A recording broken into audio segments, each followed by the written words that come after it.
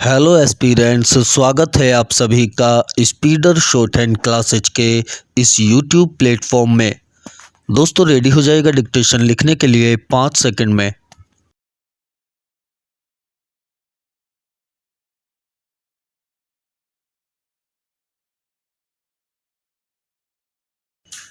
Ready start.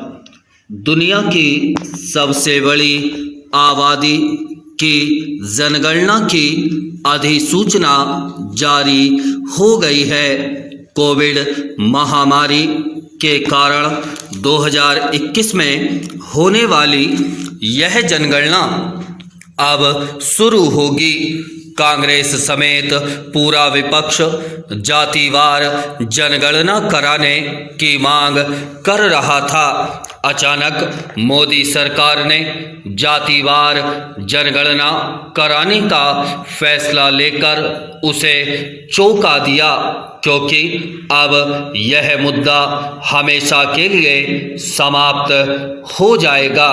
सभी वर्गों की प्रमुख जातियों के साथ उपजातियों की जनगणना के आंकड़े जब सामने आएंगे तब यह भी स्पष्ट हो जाएगा कि सैद्धांतिक रूप से जातिगत गणना कराना उचित था या नहीं।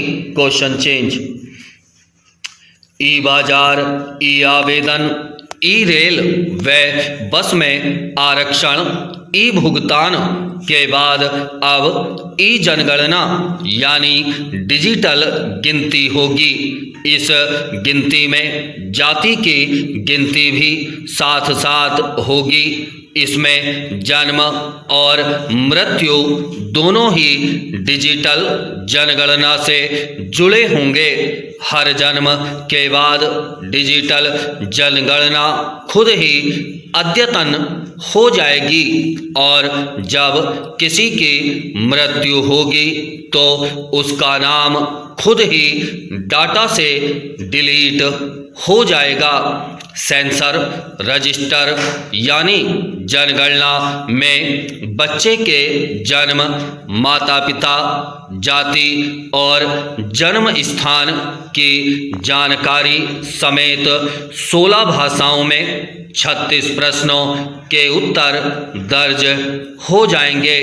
बालक जब 18 साल का होगा तो खुद ही उसका नाम चुनाव आयोग के पास चला जाएगा।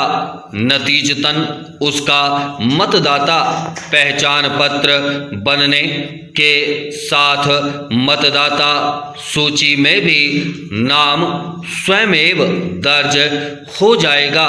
फिर जब किसी की मौत हो जाएगी तो ऑनलाइन जनगणना के डाटा से उस शख्स का नाम खुद ही डिलीट भी हो जाएगा। इस तरह से जनगणना का डाटा हमेशा खुद अद्यतन होता जाएगा। राष्ट्रीय जनसंख्या रजिस्टर की प्रक्रिया पर करीब 12,000 करोड़ रुपए खर्च होंगे। डिजिटल जनगणना की घोषणा 1 फरवरी 2021 को वित्त मंत्री निर्मला सीतारमण ने की थी। जनगणना 2021 में नागरिकों को गणना में शामिल होने की एक बेहतर और अनूठी ऑनलाइन सुविधा दी गई है। नाम चेंज।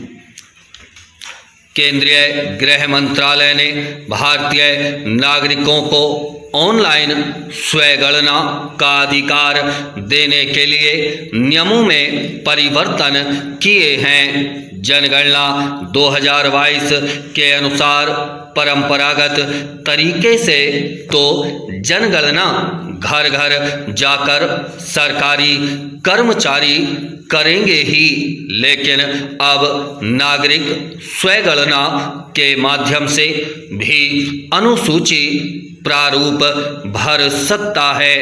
इसके लिए पूर्व नियमों में इलेक्ट्रॉनिक फॉर्म शब्द जोड़ा गया है जो सूचना प्रौद्योगिकी कानून 2000 की धारा 2 की उपधारा के खंड आर में दिया गया है। इसके अंतर्गत मीडिया या इसी तरह के अन्य उपकरण में तैयार कर भेजी या संग्रहित की गई जानकारी को इलेक्ट्रॉनिक फॉर्म में दी गई जानकारी माना जाएगा।